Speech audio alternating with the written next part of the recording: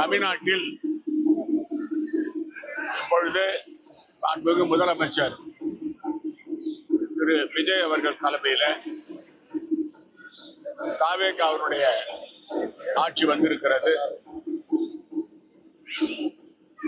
அவருக்கு அறுதி பெரும்பான்மை இல்லாத சமயத்தில் காங்கிரஸ் கட்சியைச் சேர்ந்த 5 சட்டமன்ற உறுப்பினர்கள்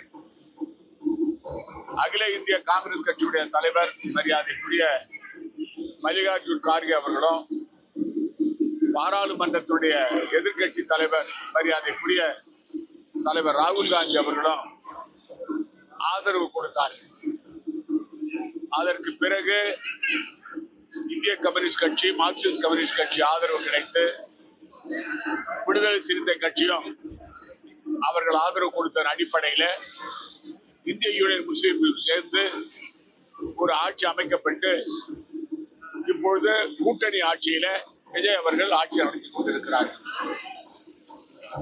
தமிழ்நாட்டு மக்கள் மத்தியில் அவர்கள் ஒரு மாற்றம் வர வேண்டும் என்று விரும்பி திரு விஜய் அவர்களுக்கு வாக்களித்திருக்கிறார்கள்.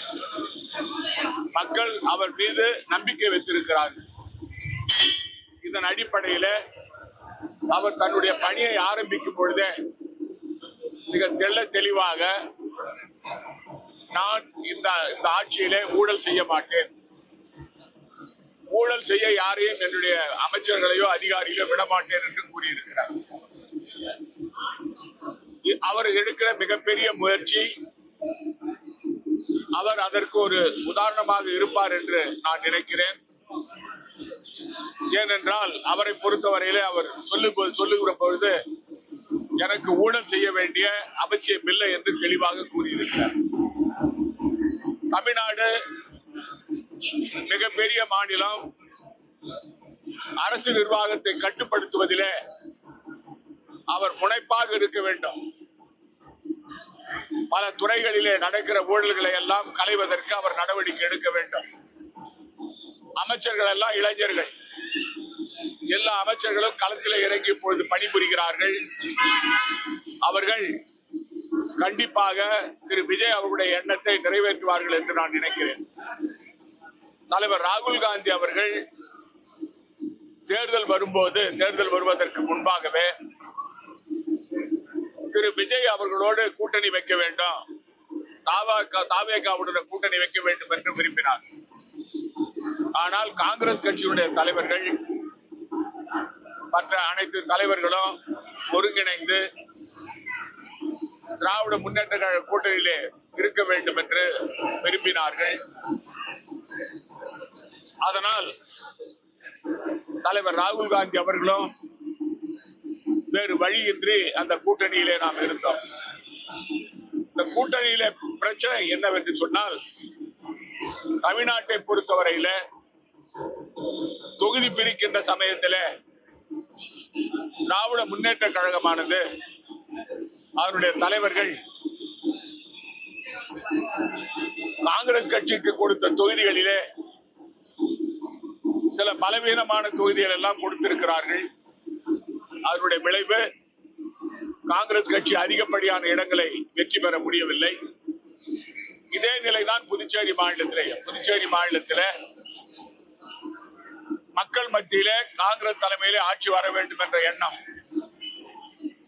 கடந்த 2024 பாராளுமன்ற தேர்தலிலே ஆளுங்கட்சியாக இருக்கின்ற என்ஆர் பாஜக அரசை எதிர்த்து நாங்கள் வெற்றி பெற்றோம். காங்கிரஸ் கட்சி இந்தியா கூட்டணி வெற்றி பெற்றது.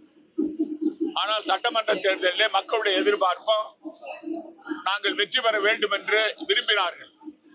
ஆனால் தொகுதி பிரிக்கும் பொழுது ஏற்பட்ட குளறுபடிகள்,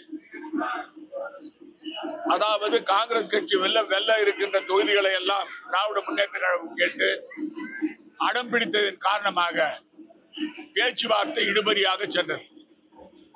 23ஆம் தேதி கடைசி நாள் மனு தாக்கல் செய்வதற்கு, அதுவரை அந்த பேச்சுவார்த்தை நடைபெற்றது. அதனால் நாங்கள் எங்களுடைய கூட்டணியை சரியாக அமைக்காத காரணத்தால் புதுச்சேரி மாநிலத்தில் வெற்றி பெற வேண்டிய மாநிலத்தை நாங்கள் இழந்தோம். ஆனால் இந்த 5 ஆண்டு காலம் பழைய ஆட்சியில என்ஆர் பாஜக ஆட்சியில நடந்த ஊழல்களை மக்கள் மத்தியில் எடுத்து சொல்லி நாங்கள் மாற்றத்தை வர வேண்டும் என்று விரும்பினோம். அது மட்டுமல்ல, தாவேகா என்பது காங்கிரஸ் கட்சியுடைய வாக்குகளை பிரித்து விட்டது. அதனால் 7 தொகுதிகளுக்கு மேல் காங்கிரஸ் கட்சி வெற்றி பெற வேண்டிய தொகுதிகளை நாங்கள் இழந்து விட்டோம். இப்பொழுது ஒரு சிறந்த எதிர்கட்சியாக நாங்கள் செயல்படுவோம்.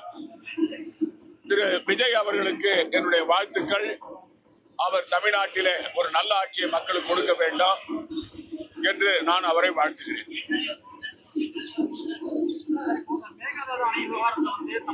அரசியல் செய்யறாங்க. எங்களுடைய கடமையை அதாவது மேகதாது அணை விவகாரத்தை பொறுத்த வரைக்கும் தமிழ்நாடு புதுச்சேரிக்கு ஒரே கொள்கை தான். அதாவது மேகதாது அணை கட்டுவதன் மூலமாக காவிரி நதிநீர் பங்கீட்டிலே அந்தந்த மாநிலங்களுக்கு கர்நாடகா, தமிழ்நாடு, கேரளா, புதுச்சேரி மாநிலம் கிடைக்க வேண்டிய முறையான தண்ணீர், நதிநீர் பங்கீட்டு தண்ணீர் கிடைக்க முடியாத ஒரு சூழ்நிலை ஏற்படும். அது மட்டுமல்ல, மேல் பகுதியில் இருக்கின்ற மாநிலம் அணை கட்டினால் கீழ்பகுதிக்கு தண்ணீர் வருவது வரத்து குறையும். ஏற்கனவே காலத்தோடு கர்நாடக அரசு ஒப்பந்தத்தின் அடிப்படையில் நமக்கு தண்ணீரை திறந்து விடுவதில்லை, காவிரி நதியை திறந்து விடுவதில்லை. மிகப்பெரிய அளவில் வெள்ளம் வரும்போது, மழை பெய்யும் பொழுது தண்ணீரை திறந்து விட்டு காவிரி கடைமடை பகுதி வெள்ளக்காடாக மாறுகிறது. மழை இல்லை என்று சொன்னால் கர்நாடகம் அணையை மூடி விடுகிறது. இன்னொரு அணை அவர்கள் கட்டினால் இதைவிட மோசமான நிலை வரும். ஆகவேதான் நாம் முழுமையாக அதை எதிர்க்கிறோம்.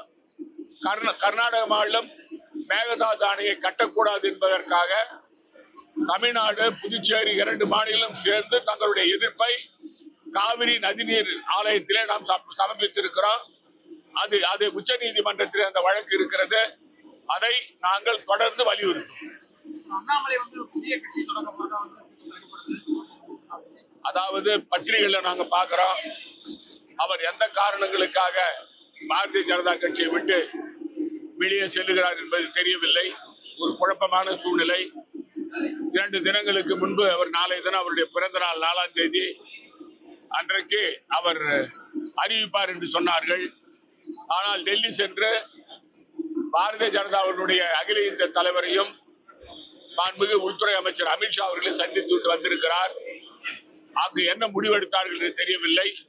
அவருடைய நகர்வுகளை நாம் பொறுத்திருந்தான் பார்க்க வேண்டும். நன்றி.